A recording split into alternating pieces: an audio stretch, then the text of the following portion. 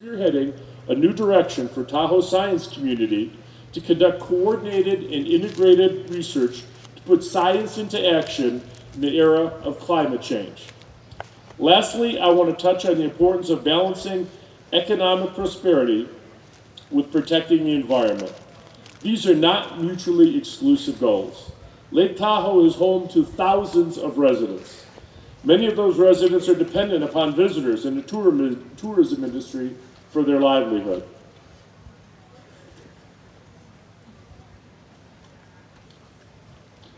However, traffic congestion and visitors to Lake Tahoe have been increasing every year.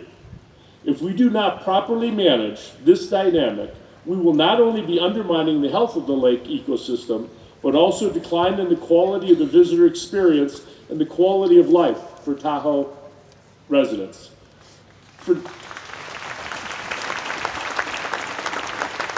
For Nevada, one of the ways we are addressing this priority is the completion of the SR 28 corridor on the east shore of the lake by reducing unsafe parking on highway shoulders, providing new parking and transportation alternatives, and ultimately moving people throughout the corridor. We can protect the environment and provide a quality recreational experience for our visitors.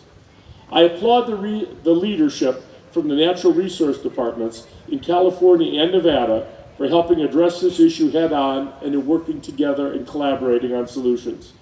Transportation is a challenge that no individual entity can tackle alone, and this consultation process and the collaborative approach is needed to solve one of Tahoe's greatest challenges.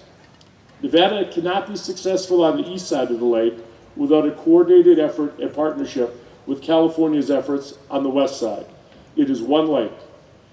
As governor of Nevada, I look forward to building on our past success and taking our future challenges head on. The collaborations and innovations we apply to addressing Tahoe's challenges in the face of climate change are foundational to how my administration is leading Nevada's climate action across the state. By all of us working together, we're contributing to a cleaner, more resilient, and more prosperous future for all of us here and beyond.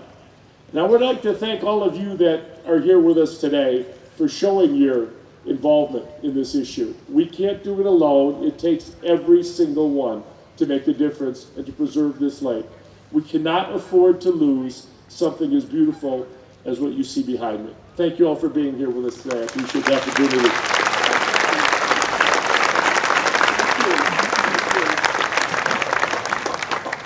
Our next speaker, Senator Catherine Cortez-Masto, served 2 terms as Nevada's Attorney General before becoming the first woman elected to the United States Senate from Nevada.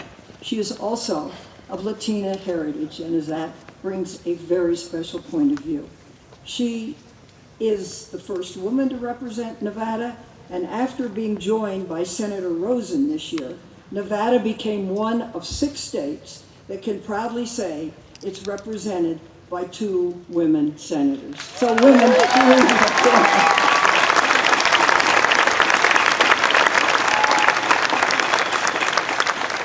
and of course that includes California.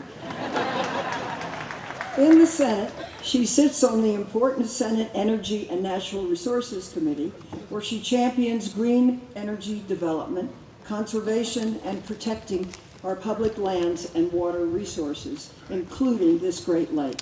She is a member of the Senate Democratic Special Committee on the Climate Crisis, which is working to examine the impacts of climate change and develop bold climate solutions. She is a new and special friend of mine, and it's a great pleasure for me to introduce her to this terrific Tahoe audience. Thank you very much.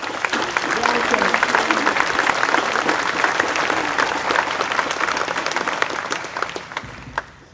Wow, good morning. Diane, I just have to say thank you for those incredible remarks and being such an advocate for Lake Tahoe. I do have to say one thing my mother would appreciate. Yes, I do have Latina heritage, but I have an Italian mother, and if you've ever had an Italian mother, you've got to respect that as well. So let me throw that out there. Thank you. I am so excited to be here Like you've heard, so many people, I too grew up around this lake. It is beautiful. My mother spent time here. We've spent time here as family. And anybody who sees it for the first time recognizes the jewel that it is and why we are fighting so hard to preserve that for our children and for the future of others who come and explore this area. I also want to thank my colleagues who are up here, Congressman Garamendi and Congressman McClintock. Been here 3 years now with them, and it is my privilege to be able to partner with them when it comes to Lake Tahoe.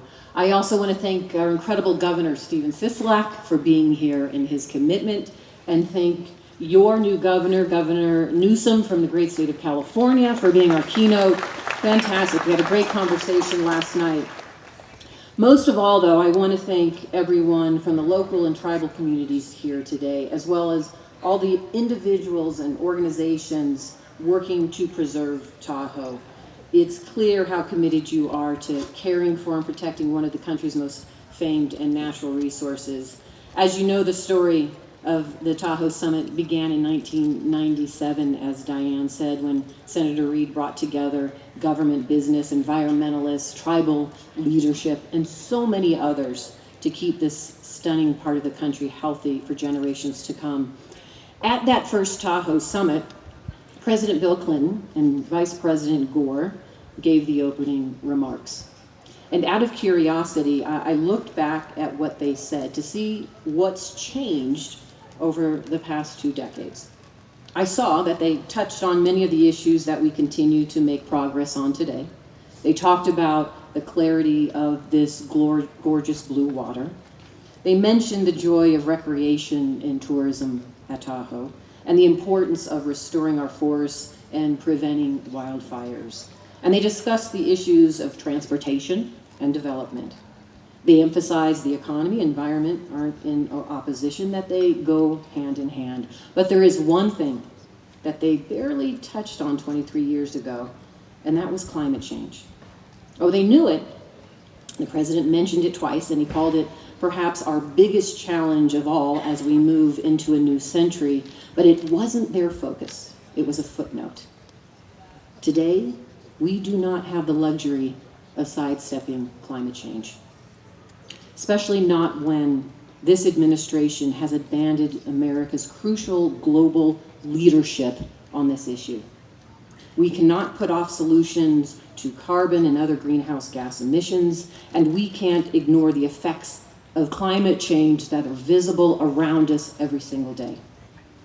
It is up to us, working in close collaboration, the way we have right here in Tahoe for more than 2 decades, to come up with innovative approaches to climate.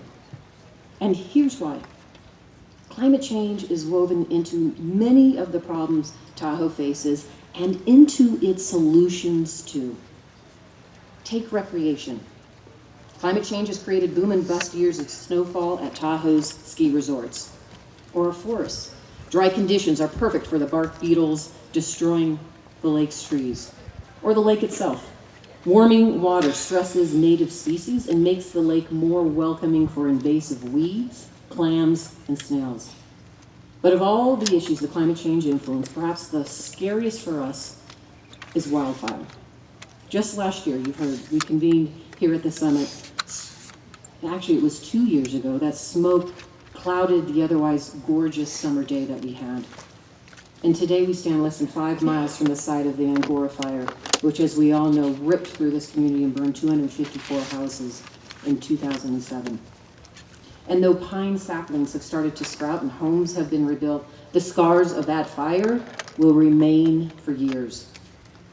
But the fires are getting more frequent. In 2018, we had more than 58,000 wildfires. Fires that killed 100 people and destroyed the homes of 23,000 more families. As I'm sure you're too aware, that includes the fire in Paradise, California, that alone killed 85 people.